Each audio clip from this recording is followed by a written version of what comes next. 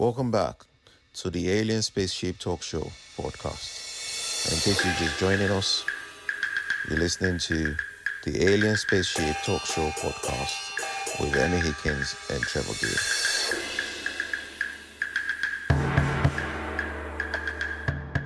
Don't know whether there's such a thing, but a lot of people believe that this fellow killed John Lennon because he didn't run anywhere. He was calm, he was placid, and he answered all the questions.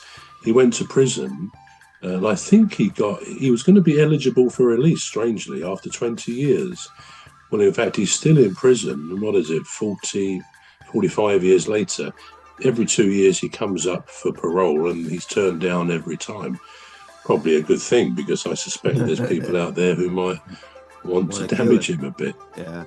But again, conspiracy theories about a famous person. So I think individually, I would ask myself, do I actually take on board? Do I believe any particular conspiracy theory? And I don't really know. I mean, another classic one, of course, is Area 51 in America, in Nevada. And apparently in 1947, so the story goes, an alien spaceship crashed, and the remains of the spaceship crashed down there, which is now Area 51, with some dead or possibly just alive aliens. And over the years, there's been lots of stories. There's been photographs which have been said to be fake of aliens and so on. It's an interesting story to read of when it happened, and I commend anybody to read about it. Because most people would say, well, aliens, it's too ridiculous for words. You've said yourself you don't believe in alien abduction, and I don't suppose many people do. But again, if you go anywhere near Area 51, by all accounts, you get shot. It's as simple as that. They don't allow anybody in there. It's probably the most high, top secret place in the US. So that's bred a lot of conspiracy theories in itself.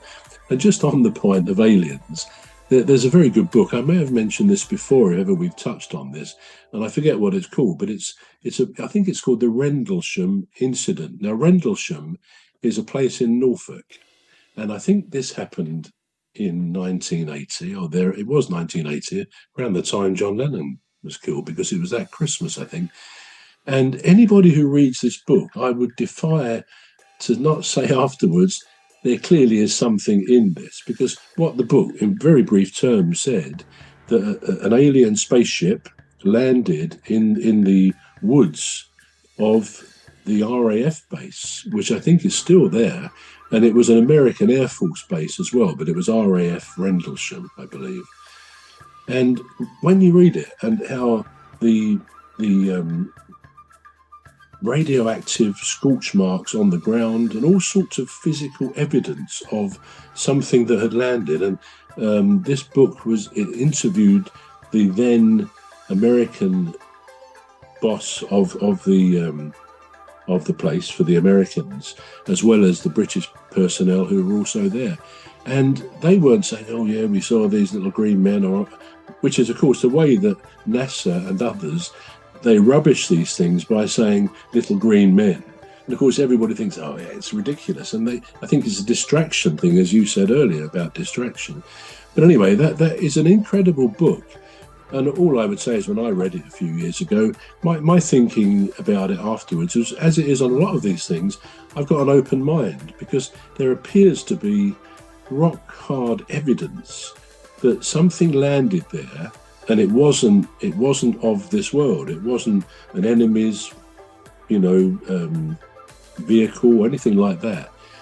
So, as I say, if anyone can get hold of the Rendlesham incident, I would recommend it, because it opens your mind a bit to say, actually, there's a strong feeling that aliens have come to Earth. I'm not saying I believe that, but I certainly wouldn't say they never have.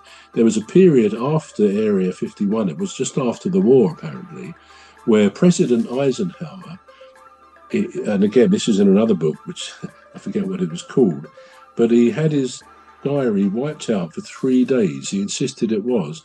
And apparently, you can believe it, you can laugh, whatever, but apparently he was deputed to go and talk to the aliens in Area 51.